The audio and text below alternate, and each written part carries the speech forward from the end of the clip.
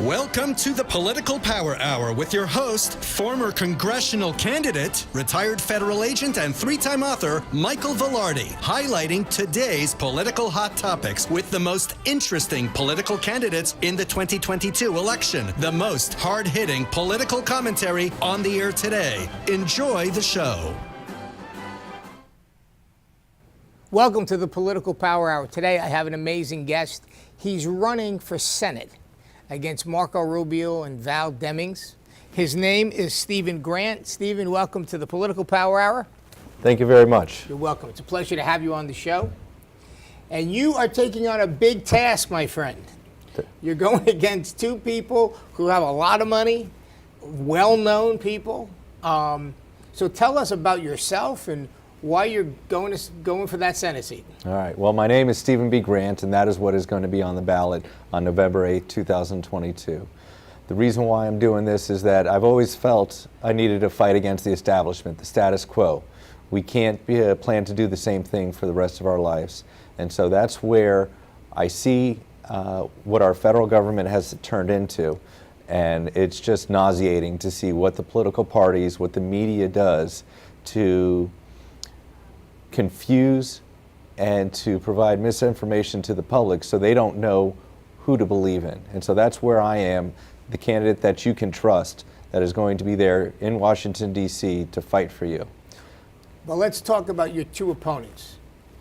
Rubio's been in there. I think he's a two-term senator going for 3. Is that right? Yes, he's been there for 12 years. 12 years. Basically, haven't heard from the guy in a while, right? Hasn't done much, we haven't heard from him. But he does have a big political war chest. And on the other side of the aisle, you got Val Demings, who was a congressional Democrat, who was a police chief, who actually, her weapon was, I guess was reported stolen and used in the commission of a felony. And then they found out that she was selling some of the seized guns and she was removed from office. And her husband was the sheriff, and it was the sheriff's responsibility to press charges, so obviously no charges were ever pressed. But I would think this is going to be a big issue in this campaign, no? The campaign the issue you were just talking about is the establishment. Mm-hmm. Our government is responsible and accountable to the people. I represent people, not a political party.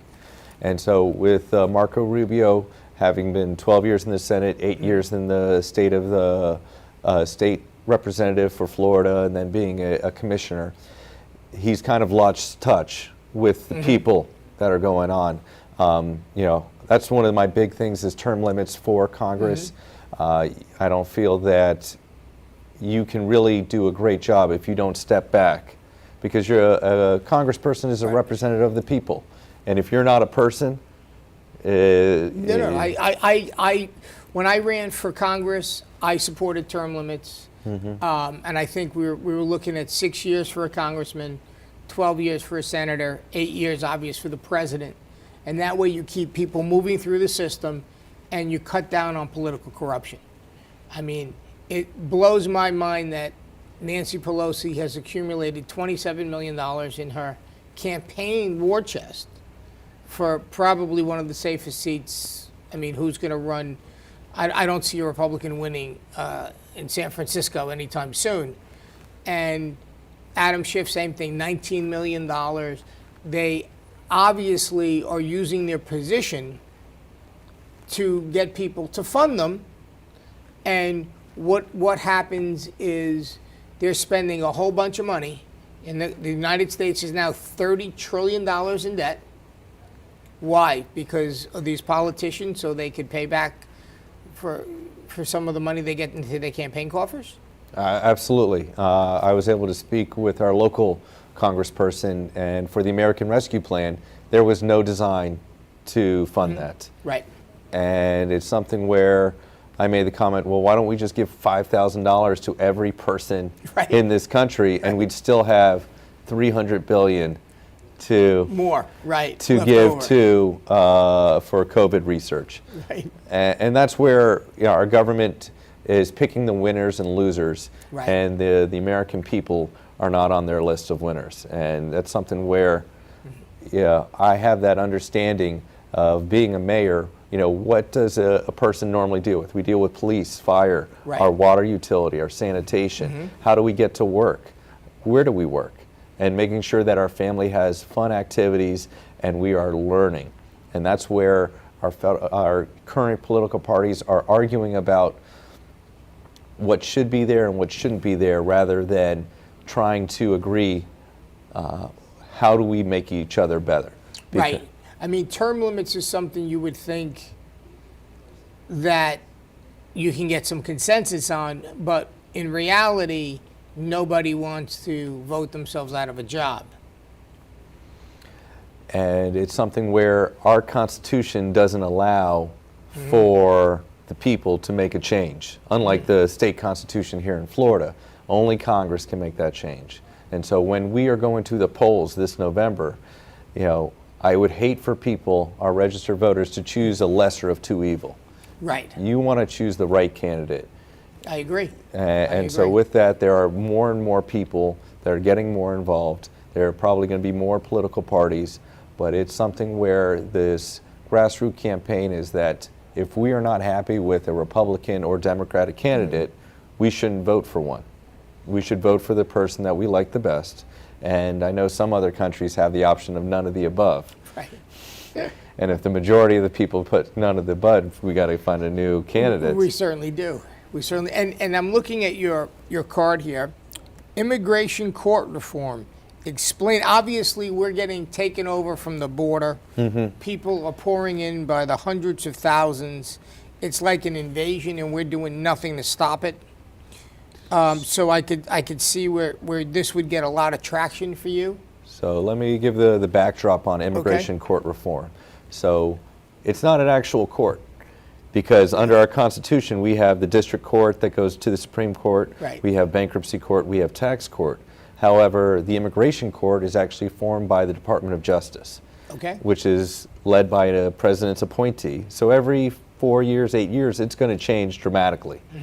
And that is where we need to have it as part of our Constitution, because we are a nation of immigrants. Right. Pretty much. Right. And something where you have the prosecutor and the judge on the same side. Right. It doesn't necessarily create the checks and balances and the fairness that our courts need to have. So absolutely, where we see Washington, D.C. have to call for federal help because there's too many immigrants coming in. Now, it's something that if we don't incentivize legal immigration, right, and we don't have a place for legal immigrations to be processed, we are going to be out of luck. Now, what would you do to stop this massive horde of people that's coming in from all these countries?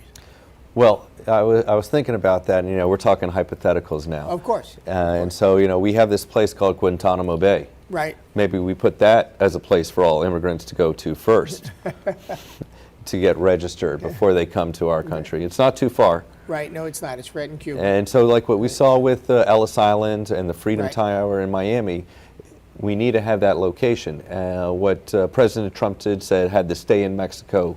Stay in Mexico policy, right? And that's exactly. something where if we upgrade the court systems and upgrade the locations, we can have the virtual hearings. So Right. people who aren't not necessarily in their home country, but who want to seek asylum can go in front of a judge, can go in front of a prosecutor. They can have people give them their due process according to our 14th Amendment so that they can seek asylum, because it's something where, I remember what my family had to do. My grandparents told me stories about coming through Ellis Island and fleeing the persecution and the pogroms that were in Europe. Well, that makes a lot of sense. Well, thank you. That makes a lot of sense. Instead of before you just show up at the border, we'll set you up with a hearing, and then we could do it legally, and that way we don't have all the chaos. Right. And it's something where we have the GPS technology, the tracking technology, for someone to come into this country and wait for a hearing without tracking Right. technology makes no sense, because all of a sudden now there are 1 in 330 million. Right. How are you going to Exactly. find everybody? You're not. And You're that's definitely where the current system is broken. Well, I think it's worse. You tell me if you think I'm wrong here. This has to be intentional. I mean, common sense would say you don't let people that are diseased, no testing, no vaccinations, you don't know who's coming in, drug dealers, child traffickers, and you just let everybody through? Doesn't make any sense. And so they're relying on what the 14th Amendment says. Mm-hmm. And that's another thing that I think our Congress needs to look at. Mm-hmm. Do we give everybody birthright citizenship even though both parents are not from this country? And that is something that nobody wants to talk about. Mm-hmm. And that's something that I'd like to bring up, is things that haven't been talked about, right, we need to talk about.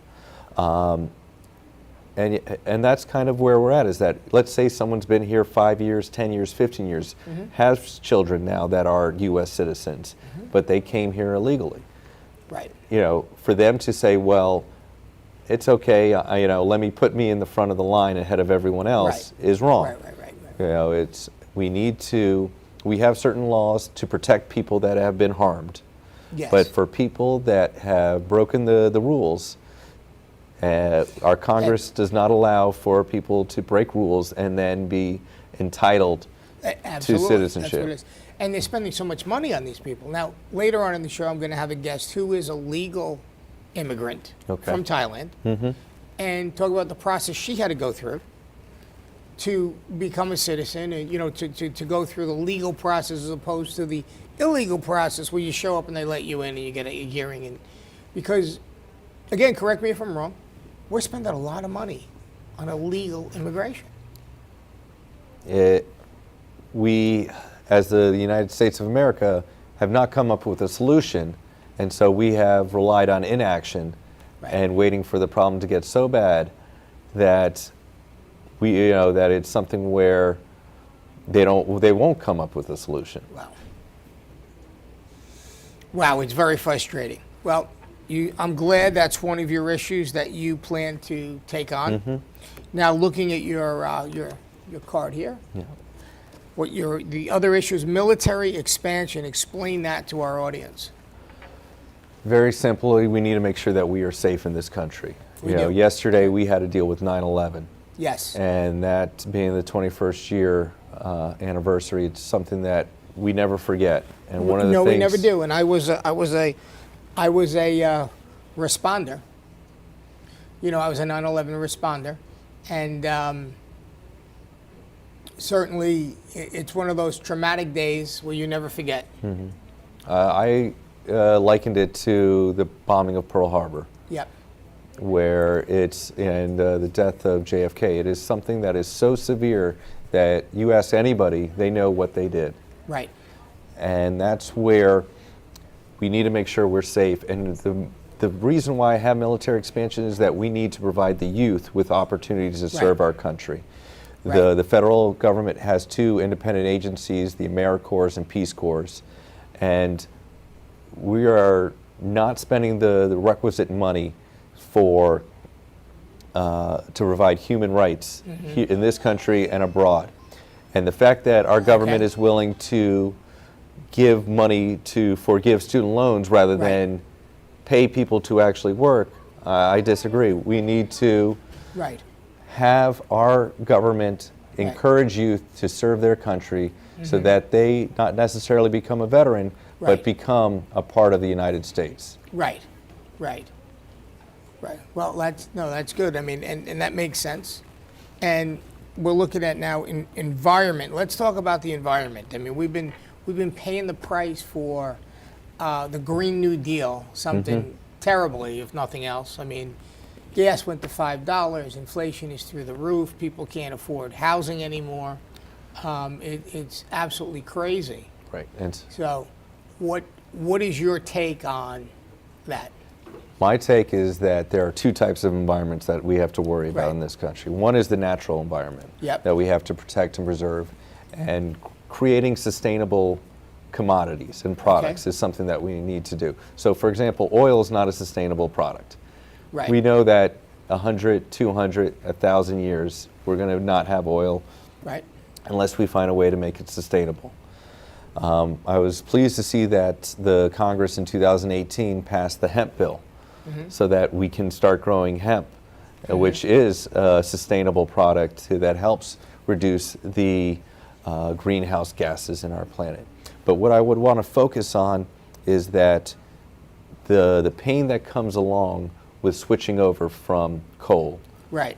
natural gas, to those cleaner energies is something that we all have to share. Because what the federal government did is they said, okay, if you can buy a very expensive electric vehicle, we'll give you the money. But let's say you can only afford a $10,000, $20,000 car, well, we're not going to give you anything. And let's talk about those electric vehicles and the minerals. I mean, and the cost of the cobalt and all those minerals that are so limited in supply.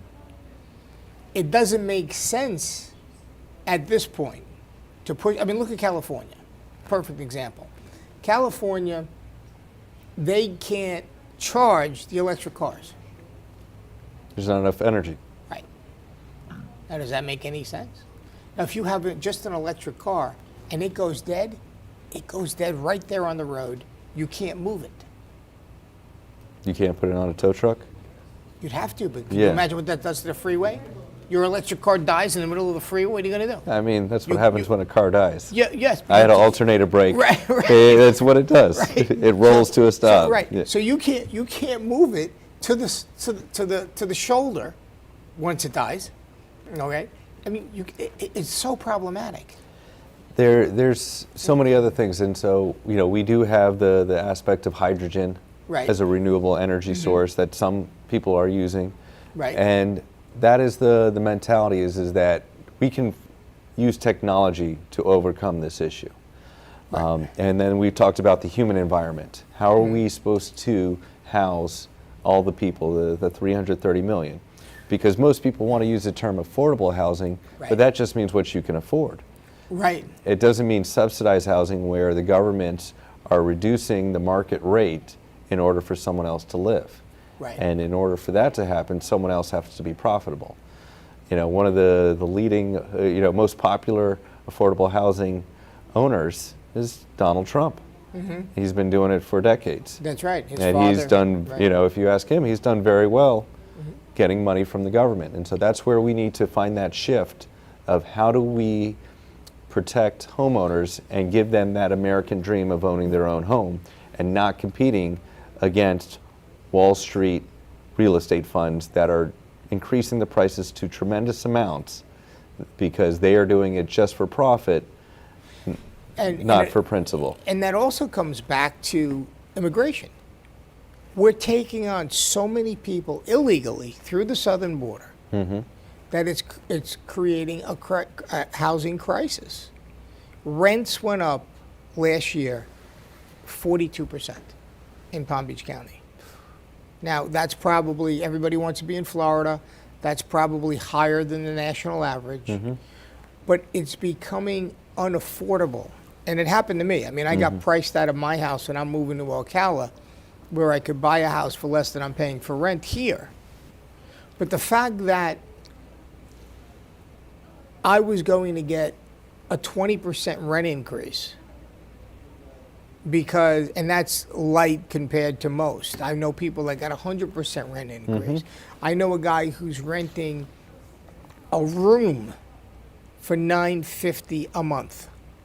One room in somebody's house, $950 a month. Now, just 2 years ago, that same room was $500 a month. That's capitalism. And so then where does that leave us? And that's where our state constitution, the Florida statutes, prohibit cities from doing that unless there's a state of emergency. Right. And the problem with that is that it's too late. Right, but it goes back to the immigration.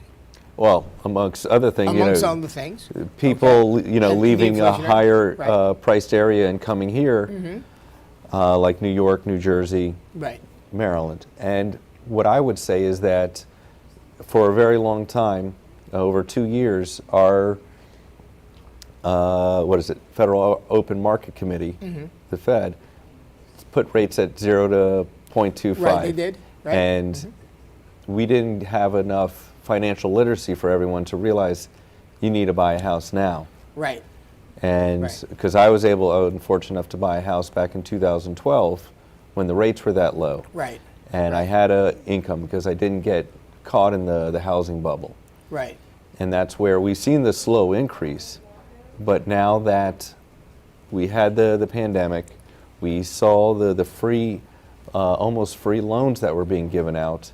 That is also what drove up housing prices. And so they're starting to level off, but we're never going to go back to what we once were. No. Well, Steve, we're going to go to a commercial break, and we'll be back with Steve for the next segment. And then after that, we got a special guest from Thailand with us. We'll be back in a minute.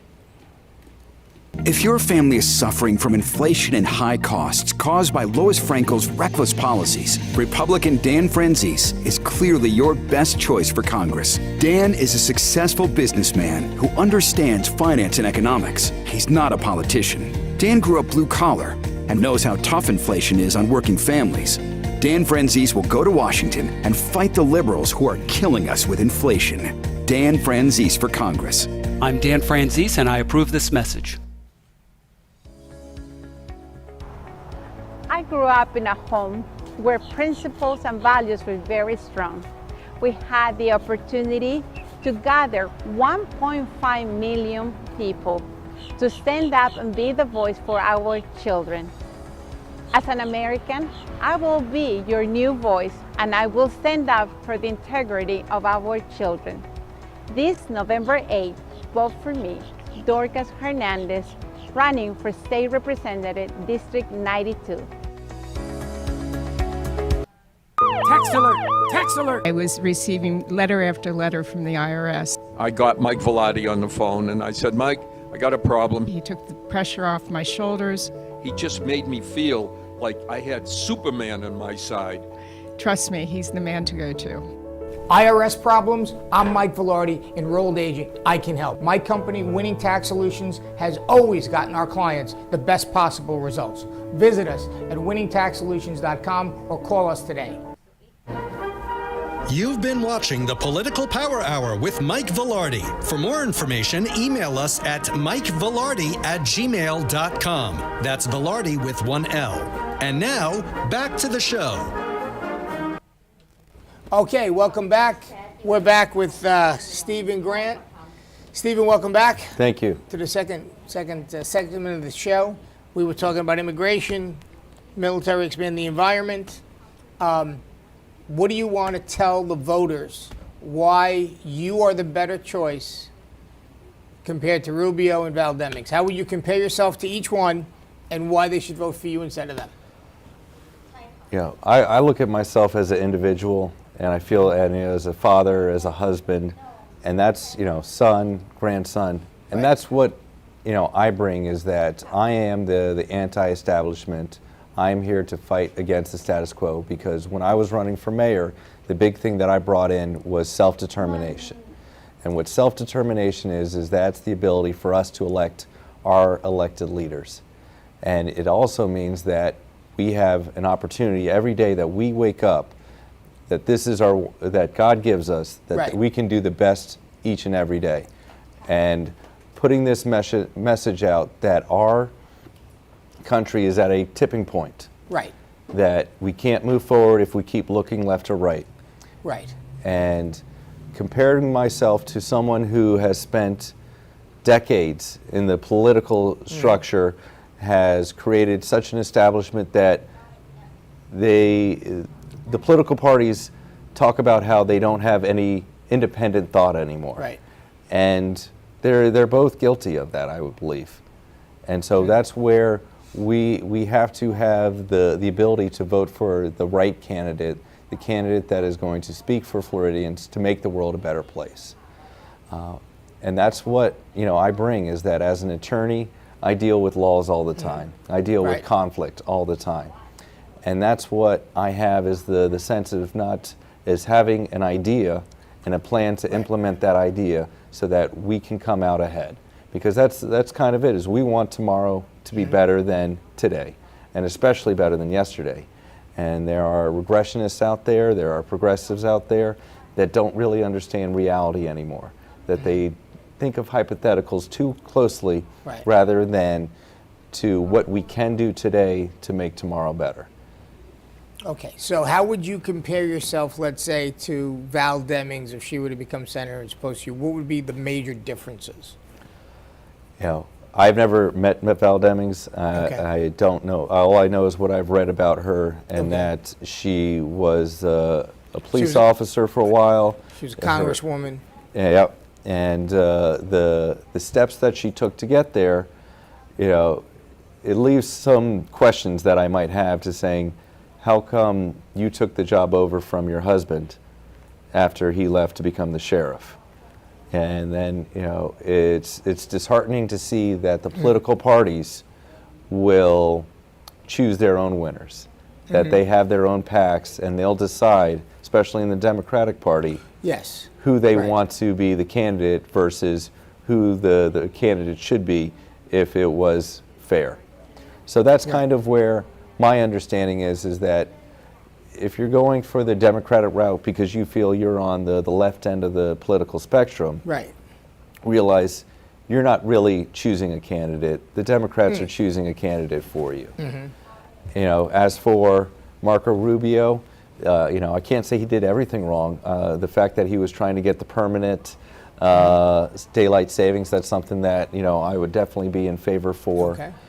And, you know, he was able to expand the tax credit for... Yes, he was. He did a great job with that, the child care tax credit. Yes, that was one of the issues that he wanted in the Trump tax cuts. And that, I think, has helped a lot of low-income families. However, it stops short of that medium-income family. Because what we don't have funded is that we have the Head Start program that the federal government provides for people in poverty. But if you're working, you're not in poverty. And so you're paying the full price of daycare, where someone who's not working is not paying anything. And that's where, you know, I think our federal government, our state governments have fallen short of having the subsidies available on a equitable scale to help families with numerous kids to make sure that they can go to daycare, so that if the parents choose to go to work, or have to go to work, they have the resources to help allow them to move ahead, and they're not paying for someone else to watch their children. No, that's true. It seems like the middle class gets screwed all the time. And that's kind of where I'm coming from, and being that mayor, I see where we have a welfare cliff, where if someone's on disability, they can't earn a certain amount, otherwise they lose their disability if it's only a seasonal job every month. They don't look at totalities. I used to be a Democrat until the Affordable Care Act came out, where I made over $50,000, so they said, you don't get any subsidies because we're cutting it off on a cliff. But, you know, if I made $51,000, that means I'm paying the highest percentage for the least amount of coverage. And that's where our government doesn't take into effect the sliding scale of our country, where... Yeah, and you know, one of the issues I ran on when I ran for Congress, and maybe you'll agree with me, is on August 14th, 1935, they had passed the Social Security Act. FDR signed the act. Now, there were 3 provisions in the act that have all been changed since it was signed. The first provision was that any tax that's taken for Social Security, you have to get a tax deduction so you don't pay federal income tax on it. So in other words, if you make $100,000 a year and they take $10,000 for Social Security taxes, you only see $90,000. You only pay federal income tax on the $90,000. Makes sense, right? Well, they changed that provision. So now you don't get to deduct what's taken out for Social Security tax. So instead of paying tax on $90,000, you pay tax on $100,000, even though you never saw that other $10,000. So that's totally unjust, and it was never designed for that. As a matter of fact, when FDR signed the bill, it was one of the provisions to get it passed that tax money would be a deduction and you'd only pay the tax, the federal tax, on the 90,000 you actually saw.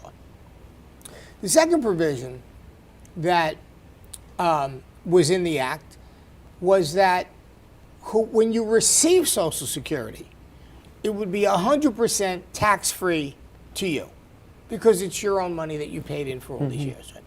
Now, under Clinton Gore, they changed it so that 85% of the benefit is taxable. So if you make money, you have a job, 85% of your Social Security is now taxable. Again, I don't think it's just. And thirdly, was what the Johnson administration did was when they took the trust fund, when FDR signed the bill, the trust fund was supposed to be separate from the general fund. Under the Johnson administration, they got rid of the trust fund and merged it into the general fund. So now we don't have Social Security in a lockbox, so to speak, that it's going in and people can count on it. It's now lumped into the general fund. What is your position on that? I would agree with you on all those issues. We have Social Security because we realize that not everyone saves enough for their retirement. Right. And so this is a way for the government to create a floor for people who can no longer work. That's why Social Security disability occurs if you qualify before you hit 65 or 62. And so what I would say is that there's ways that we can expand Social Security by increasing the amount that it gets taxed. Don't cap it. I don't know what the current year is, but at one time it was $125,000. They change it every year. Yeah, now it's up to 137 or something. But every year there's an increase in it, And it's something where the sliding scale of our earned income doesn't make much sense compared to the equality of our investment income. Right. And would you agree with me that we should go back to those 3 original provisions? Correct. And now then the problem becomes is where is that money coming from? Because if you're not collecting money in taxes from the Social Security, I would say that we need to put the investment income, the capital gains, not higher than the 25%, but for someone who makes $100,000 in capital gains, that they held the asset for more than a year, they're only paying 15%. But if someone earned $50,000, they're taxed at 22% for that last $8,000. And so we need to have that sliding scale between that 15 to 25%, because I don't necessarily think having a time frame to change it from 25 to 15% is accurate, since George W. Bush created qualified dividends that are taxed at the 15%. I think our population should have interest, should be taxed as investment income, not active income. Right, I agree with that. I also think that we spend too much. Every year we're going into deficit spending. And I think that's sheer irresponsibility on the part of Congress.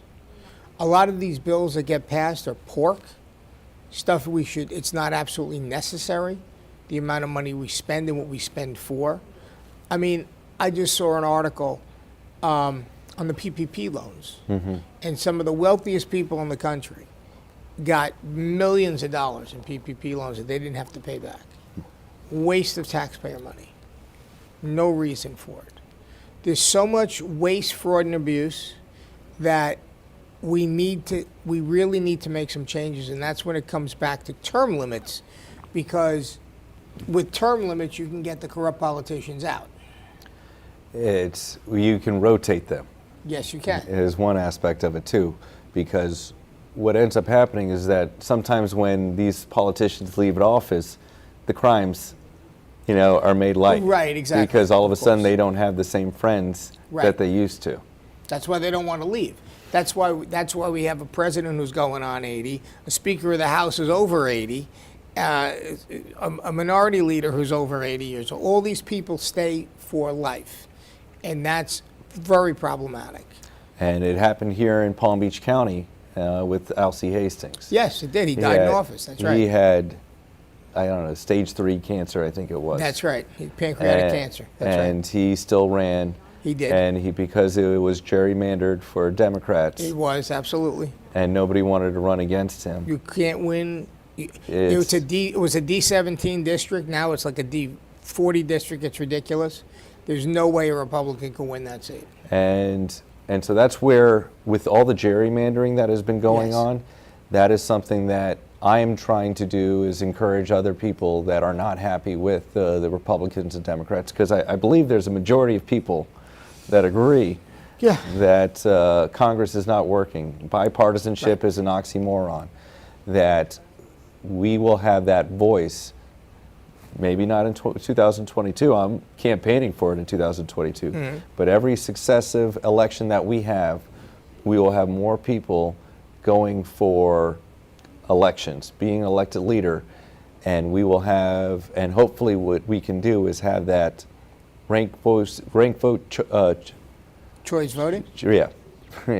Choice ranked voting, where we have a majority elected versus a plurality. Because that's how I got elected as mayor, is that the 5-time incumbent that I beat, who outraised me 45,000 to 3,000, didn't get the 50% majority. And so there was a runoff 2 weeks later, and I was able to beat him by 500 votes. Nice. And so that's where you get the change, because if it wasn't for the rule change that requires a majority, you wouldn't have that opportunity. And that's where ranked choice voting allows for a majority on one ballot. Right. Well, you know, going back to local politics here in Palm Beach County, I mean, the sitting Congresswoman Lois Frankel has been in office for 10 years. Virtually disappeared. You don't hear from her until you get close to the election. Then they use that mailer thing where they send out all the mailers, you know, because the Congress, you have the ability to mail out to your constituents, which gives the incumbent a tremendous edge. And I am really hoping that Dan Francis, who is the Republican, can unseat her, because he has the ability and the skill to be a great congressperson. He's financially very astute. And I think that we need to have people that are there in the job working. She's in her 70s. She's old now. But she'll stay in there as long as she can. Correct. And that's where the term limits apply. Right. Because, you know, I went to her office. She used to have meetings with the mayor that I was invited to, and it was kind of a one-way conversation. Right. Because, as I mentioned earlier, how are we going to pay for all this government spending? Right. Exactly. And the response is that, well, aren't you more worried about parents not having a job or children not eating lunch? And I'm like, well, those are not two, you know. Right.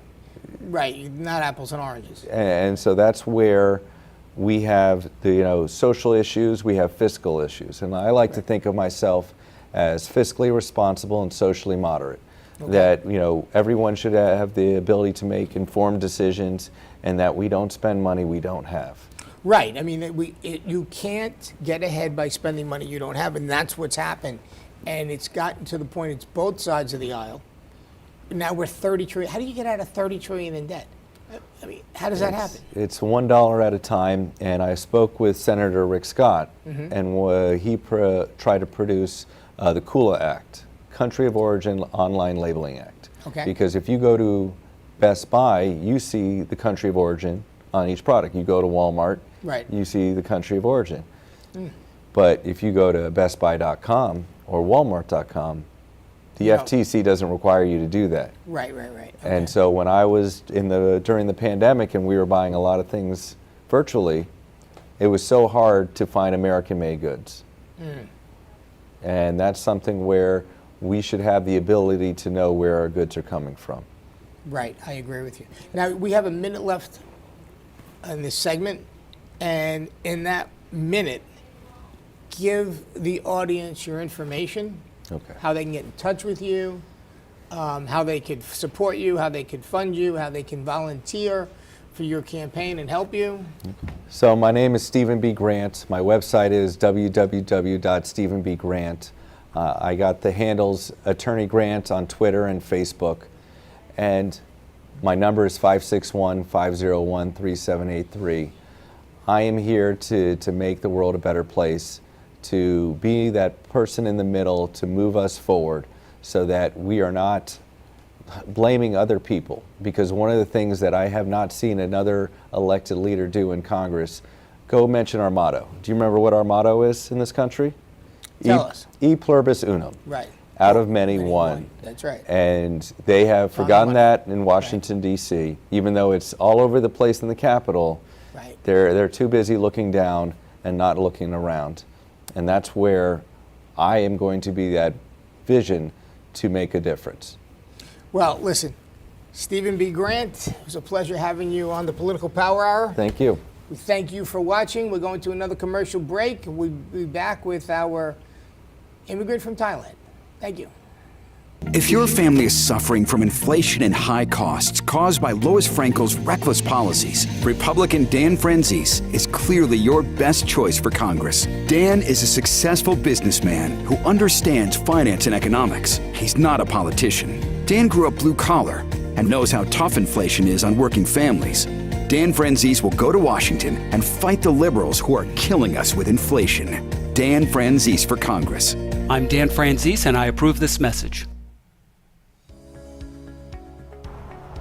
I grew up in a home where principles and values were very strong.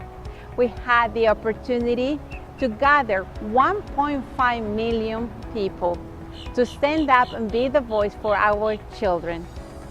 As an American, I will be your new voice, and I will stand up for the integrity of our children. This November 8th, vote for me, Dorcas Hernandez, running for State Representative, District 92. Text alert! Text alert! I was receiving letter after letter from the IRS. I got Mike Vilardi on the phone and I said, Mike, I got a problem. He took the pressure off my shoulders.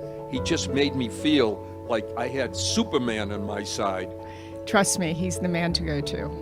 IRS problems? I'm Mike Vilardi, enrolled agent. I can help. My company, Winning Tax Solutions, has always gotten our clients the best possible results. Visit us at winningtaxsolutions.com or call us today. You've been watching the Political Power Hour with Mike Vilardi. For more information, email us at mikevilardi@gmail.com. That's Vilardi with one L. And now, back to the show. Welcome back to the Political Power Hour with Mike Vilardi. I have a very special guest here. Mint is from Thailand, and she's going to talk about immigration, legal immigration. Mint, welcome to the show. Thank you. So it was honored to be here unexpectedly. Yes. So what would you like to ask me? You know, we've had a problem with people coming through the Mexican border. Thousands and thousands of people since President Biden took over. Now, you immigrated to this country legally. Okay, so would you like me to share with that? Yes, I would. Okay, so we Asian, and we have to dig under the sun to get legal.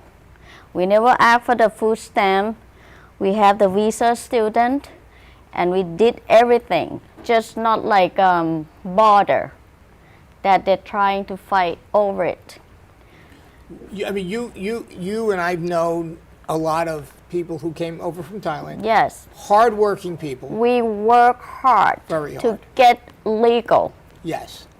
And how long would tell us about that process and how long it took you to... So what happened was, when we come here, like I came for the visa student. Okay. And I just set up, okay, I got visa student for 5 years, so I have to keep going to the college.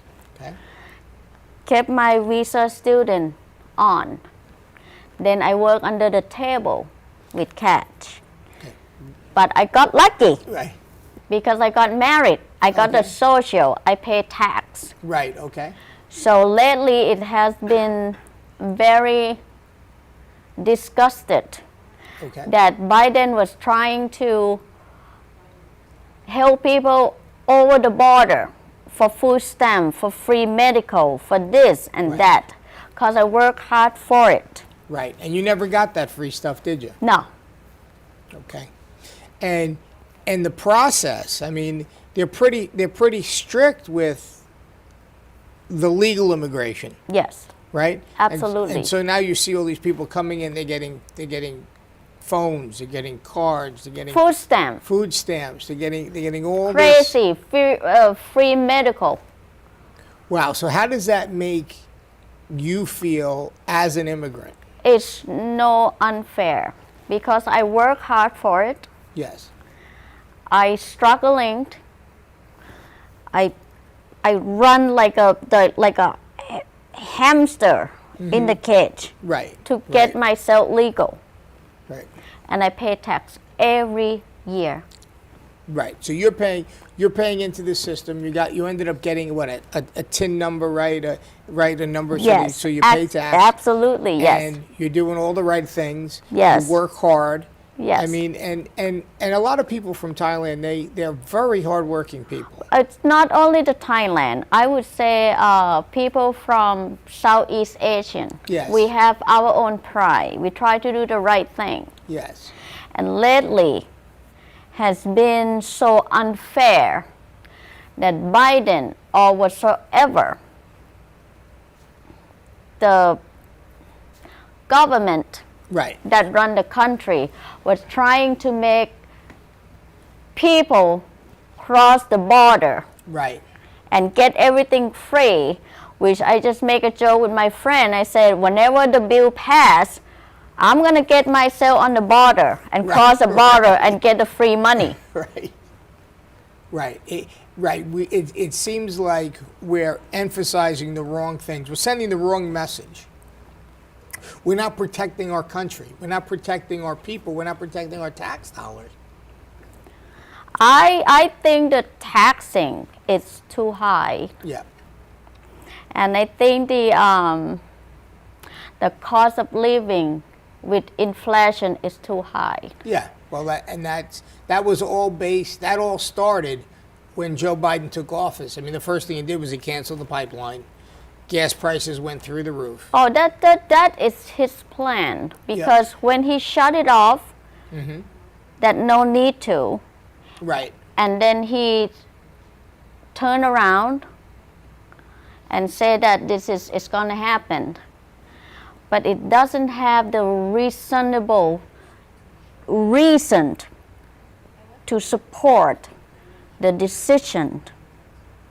And also when Elon Musk Yes. do the electric car, Right. it start to have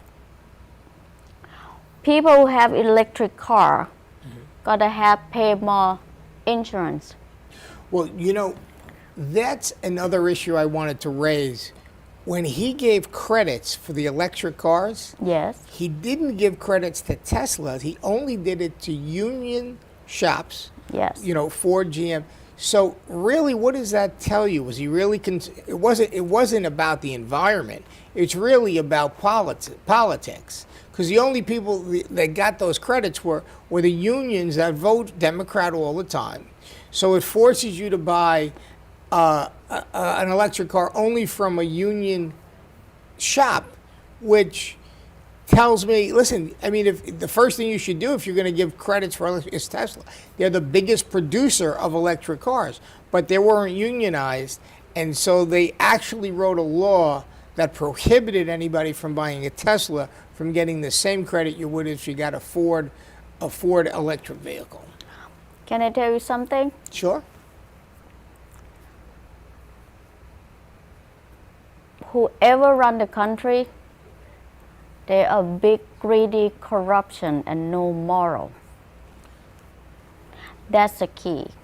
Yes. If they do something from the nation, anything can be fixed.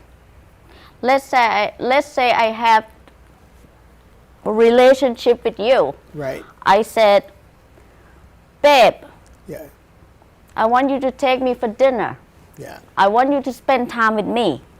And you said, yes, honey, we fix it. That's gonna be the end of it. It's just like people run the country. This is the right thing to do for the nation. Right. We don't raise anything We just care about the people that live here, got to buy the milk, got to buy the eggs, got to buy this, got to do the right thing. Okay, we have tax. You guys have to pay tax. You work, you legal, you have social, then you pay tax. And you make the degree of it. Just like the old day. If you don't make $36 a month for a year, then you have another, different rate.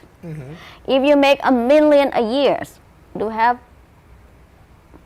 a bigger rate. Right, and that's, that comes from 1913 when they passed the income tax, okay? What happened was Woodrow Wilson won the White House. And the reason Woodrow Wilson won the White House was because Theodore Roosevelt ran against him under the Bull Moose Party. And who funded Theodore Roosevelt was the big bankers, the people that wanted the Federal Reserve, all the banker money people, because they wanted the Fed, okay? And they weren't going to get it unless Woodrow Wilson got in office. And he had a chief of staff guy named Mandel House. House was an ardent communist. And he told Wilson, he says, listen, the first thing about bringing communism to America is a progressive tax rate. When they passed the income tax in 1913, they did it when the Republicans went home for Christmas. And they made the highest tax rate 6%. It started at 1, went to 6. Now, because that wasn't very much, they never repealed the Income Tax Act. But by the 1930s and 40s, by the 1940s when you had World War II, that rate went up into the 90s. Matter of fact, when Carter was president, it was as high as 91% before Reagan came in and changed the tax code, okay? So that's a little history on our progressive tax rate. But a progressive tax rate is something that is communistic in nature, which of course goes against American values. But we've had it for over 100 years now. When I was in my country, if you spend cash, the prosperity is cash. When I come here, you have to have the credit score. Right. And I don't understand why, because I was graduated accounting, financial. And who make the most money is the bank. Right, that's right. And the government, because government always corrupt. Because they always have the ability to tax, so they have the ability to take from you whatever you have. Exactly. Yes, and then I supposed to be here when I was 18, roll back on 2001. Okay. I didn't decide to come here because at that time it was George Bush. Right, okay. And then became Obama. Right. For the second term. And then right in between that he was in the second term, I said, it's time. I was 28 years old. Okay. So I came, I said, you know what? I kind of read a lot that he only going to be two terms. Right. So I took the chance. I came here, struggling, try to be legally, pay tax. Right. So how long have you been here? I got here 2011, September 21st. Okay. So it's going to be 11 years. Yes. Happy anniversary. And then I was pretty delightful when President Trump became a president. I don't know how education that he has, but I knew that he was put an act on it, drive the country forward. Yes. Okay, so I came from the country that so much so corruption. But when I think to that, I go, okay, if I'm a president and I want to take care of my kids, I want to give my kid anything that municipal whatsoever that can make them go on, just like Hunter Biden or something. But in the meantime, if that person drive the country forward, so what's wrong about that? It's frankly enough, Right. you can take advantage. You still can do something for the country. Right. But for some people that just took the power, authority, and do nothing about the country, that is shameful. Yeah, we're watching our deficit explode. We're watching inflation like never before, 40%. Inflation it hasn't been this high since Jimmy Carter was president, which is a long time ago, back in the 70s. And I remember the 70s because I remember my first year in college when Jimmy Carter was president. We tried to rescue the hostages in Iran, and they had a mishap, and we ended up losing our own service people. The rescuers ended up getting killed in the desert. And it wasn't until Reagan took office, when he was actually being sworn in, when they, my understanding is they told the Shah of Iran, not the Shah, the Khomeini, who took over Iran, they said, look, this guy Reagan that's coming in is not like Carter. The first thing he's going to do is he's going to nuke all of Tehran, and that's going to be it. That's going to be the end of you. And they gave up the hostages right away. But the life in America changed going from Carter to Reagan. Reagan gave us hope. He got rid of the inflation. He lowered the tax rates for people, and it was probably one of the biggest booms the country has ever seen, because capitalism works if you let it work. But like you said, when there's corruption and people are not doing the right thing, then it's a nightmare for the citizens. Do you know why? Because when people got to the power, it's have two type of people. The people that came from nothing. Right. They got educated. They became politic.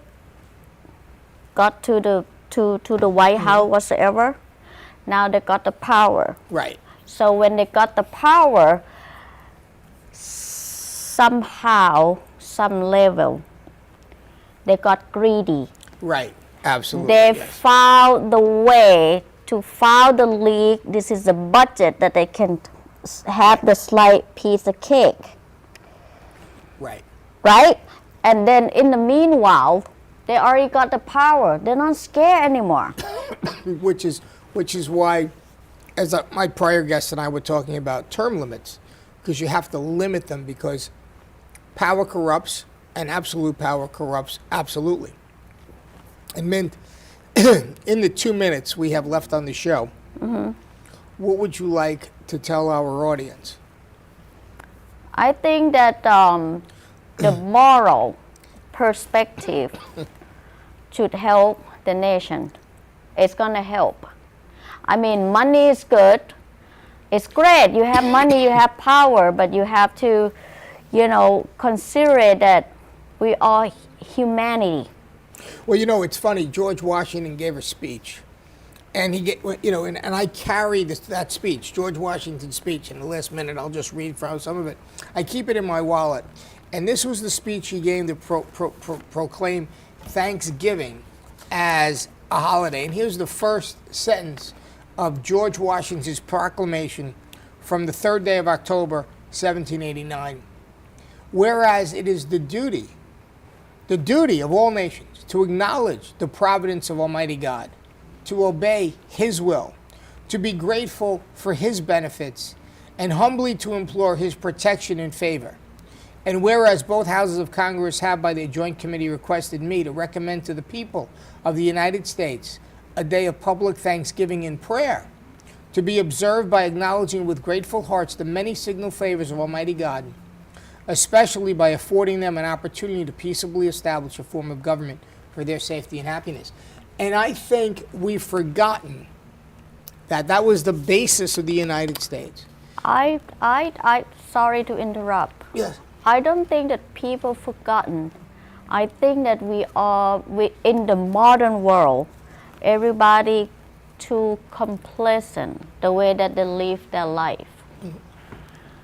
In the old day, people will go to work, excited to work, yes, for living, but if they're not happy with it, they kept changing the job. It's just like when elect the president, it's like we marry with him. Right. Well, Mint, we're out of time. I got to thank you for being on the show.